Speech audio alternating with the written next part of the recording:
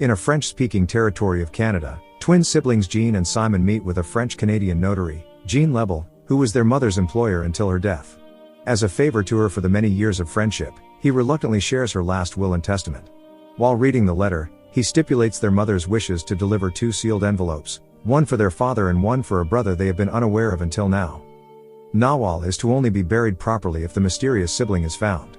Though Jeanne thinks through this request, Simon is visibly upset, having detached from his mother due to her unusual personality. After chastising Lebel for arranging the meeting and fabricating a wild goose chase, he leaves the room. The notary gives Jeanne a parting envelope containing a passport and a crucifix should she accept and ask for more information elsewhere. When Jeanne follows him outside, she forces him to join in on the pursuit, despite his insistence that their mother will be buried regardless of what was said in the will. An angry Simon resents that they have an unrevealed sibling and blames his mother's secrecy. Later in the day, after a mathematics lecture, Jeanne meets with the university's program head, Neve Cohen, to elicit advice on her next move. Having mentioned that her mother learned French at the University of Daresh, he points her to meet with an old colleague, said Holdar, who still teaches there. That night, she rummages through her clothes and finds an old photograph of her mother posing in front of an Arabic inscription on the wall. The next day, she stares at the abandoned pool and flashes back to a time filled with people enjoying the summer, including herself and her mom. After a brisk swim, Jeanne notices that Nawal has spaced out, looking at nothingness despite the queries of her daughter. She is immediately rushed to the hospital when Simon appears to check in with her. However, he is yet to receive a response from Nawal. The doctor performs standard checks on her physical state. Still, the specific cause of her diagnosis was not identified, and she was left bedridden for days. During her hospitalization, Nawal reflects on her youth as a Christian Arab in an unnamed Middle Eastern town. She had fallen in love with a refugee named Wahab. The pair considered eloping, much to the consternation of one of her brothers, Nicholas, who shoots the young man dead. Nawal was also about to be killed for tarnishing the family's honor, but her grandmother appeared in the distance to take her home. Inside, she reprimands her continuously for becoming pregnant with a refugee. She pleads for her to leave the village and start fresh in Daresh after she gives birth. Nawal spends the rest of the day crying in anguish, though she calms down as her grandmother comforts her with food. Eventually, she gives birth, and the baby is tattooed on the back of his heel as an identifier. After a brief moment with Nawal, he is secretly taken to the orphanage before sunrise. The following day, she leaves for Daresh despite the heaviness she feels letting go of her child. In the present, Jeanne travels to Daresh and enters the university's Faculty of Foreign Studies to inquire about her mother. Speaking with said Holdar, she is regrettably informed of having no interaction with her mother. He had been busy teaching in Paris during Nawal's education at the university. She tries to inquire at the help desk, where the receptionist redirects her to the head of the school paper. The man scrutinizes the photo and reveals the Arabic inscription pertains to an old prison in the south called Kfar Riot. It is shown that during her time at the university, Nawal had been documenting the refugee crisis caused by an ongoing with the Nationalist Party. While discussing with her peers, the students suddenly hear the sound of tanks driving towards the university to engage with the nationalist radicals. Nawal wishes to join the cause, but her uncle fears for her safety and requests she stays behind. Returning home, she and her cousin listen to the broadcast about the attack at the university. At dinner, her uncle announces that their entire family must evacuate to the mountainside until the chaos subsides. That night, Nawal leaves her home to search the 2 local orphanages for her child, much to the opposition of her cousin. The following day, on the bus ride toward the city limits, Nawal stops at a border checkpoint, reasoning out she will meet with her husband so that she can cross. After paying respects to Wahab, she reaches a local school, only to find out all the boys were transferred to Kfar Coat during the crisis. She also discovers her old village has been decimated, entirely in ruins. With no other leads, she hitches a ride on another bus carrying refugees. Unfortunately, the convoy stops after being surrounded by nationalist soldiers who kill the driver and the Muslim passengers. Nawal is discovered but spared when she shows her cross pendant. She tries to save a Muslim woman's child from getting killed, but the little girl rushes back to the bus and gets shot dead. Nawal watches as the bus burns to a crisp. Meanwhile, in the present day, Jeanne travels to her mother's village, La Sud, in Foo, searching for answers. Upon arriving and looking around, she calls Simon, wishing she had visited the place with him. After inquiring for directions, Jeanne is led to the house filled with female refugees who seem initially hospitable. Talking to a French-speaking girl named Samia, she shows a photograph of her mother. Still, upon seeing her notebook, the women bicker about the Marwan family, believing they have shamed the village due to Nawal's pregnancy. She tries inquiring about her father, Wahab, but they do not know him. She is then asked to leave due to her association with Nawal. Returning to Nawal's memories during the Civil War, the young woman is forced to spend the night in an abandoned house, where she thinks about her son. As morning dawns, she talks with a freedom fighter, explaining her quest to locate her son, who had become a child soldier through Muslim militant, Shamseddin, and her willingness to do anything to reunite with him. To prove her loyalty to the militia's cause, she is given the difficult task of infiltrating the compound of a prominent nationalist leader to kill him. She is subsequently hired as the private French tutor of the leader's young son, putting her closer to her goal while gaining his trust.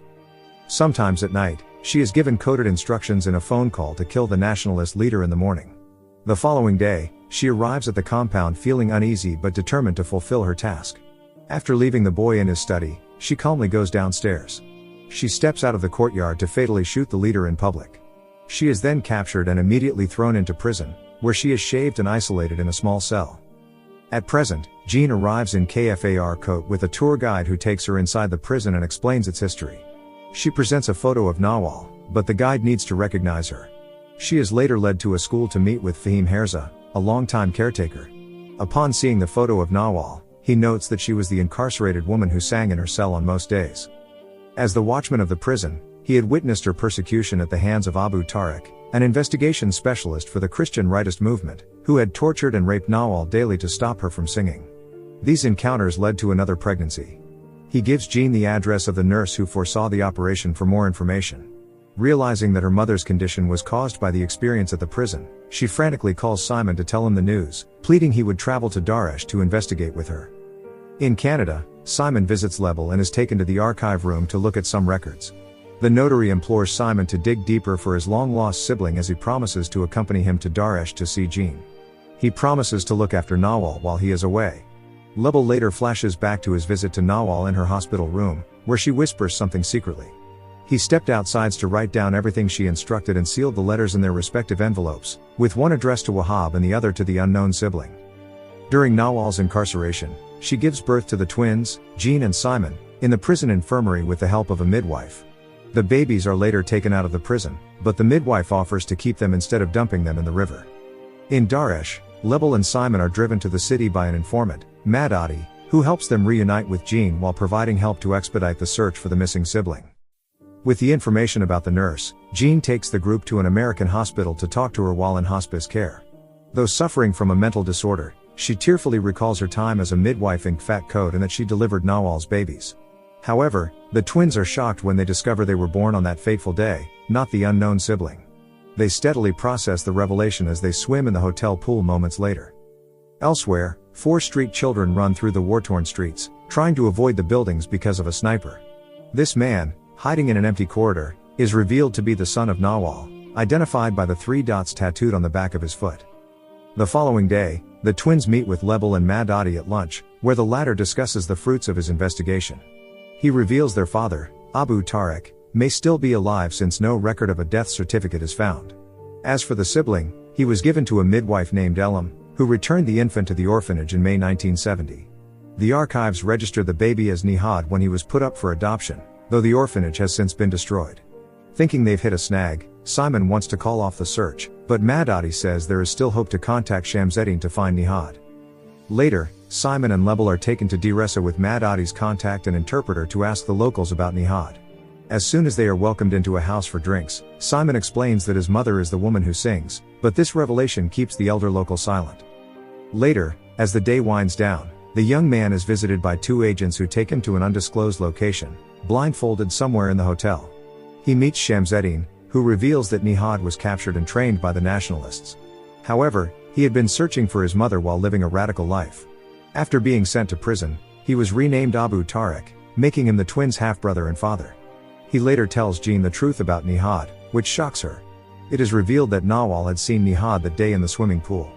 However, she was too flabbergasted to speak, causing her to have a stroke which led to her untimely death shortly after. Since his self-exile to Canada, Nihad took odd jobs to survive. Most recently, he has worked in the bus station as a maintenance crew member.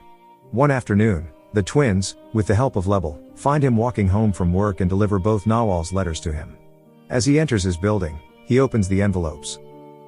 The first letter angrily addresses him as Jeanne and Simon's father, letting him recall Nawal as the 72nd cellmate he had sexually abused. He reads the second letter in his apartment, though this is addressed to him as the sibling of the twins. It is written lovingly towards him, with Nawal detailing her wish for him to reunite with his siblings since they were born out of love. With the promise of finding Nihad kept, Lebel later presents the twins with their mother's heartfelt farewell letter. Sometime after Nawal gets her name engraved on the gravestone, Nihad visits and pays his respects to the woman he had not known shaped his life. Thank you for watching. Subscribe for more videos like this to help the channel out. Have a nice day.